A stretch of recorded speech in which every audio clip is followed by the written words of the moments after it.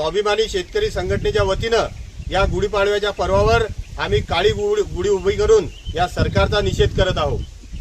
फडणवीस साहेबांनी जे कर्जमाफी केलेली आहे हे 2 लाखापर्यंत त्यांनी अटी शर्ती सहित कर्जमाफी केलेली आहे।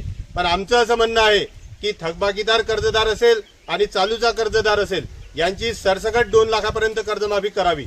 आणि जो फडणवीस साहेबांनी कर्जमाफीचा जो गाजावाजा केला हा कधी अंमलात येईल की फक्त शेतकऱ्याच्या तोंडाला पानं पुसण्यात येतील, हा आमचा फडणवीस साहेबाला या गुढीपाडव्याच्या निमित्त एक सवाल आहे। तसेच नाफेड केंद्रामार्फत जो हरभरा, सोयाबीन आणि तूर खरेदी करण्यात येते, हा शेतकऱ्यांचा शेवटचा दाना खरेदी करण्यात येईल तोपर्यंत नाफेड केंद्र बंद करण्यात येणार नाही।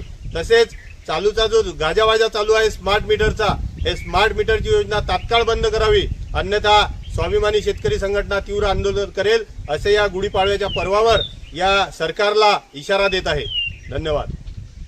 स्वाभिमानी शेतकरी संघटनेचा स्वाभिमानी शेतकरी संघटनेचा शेतकरी शेतमजूर एकजुटीचा या फडणवीस सरकारचं करायचं काय?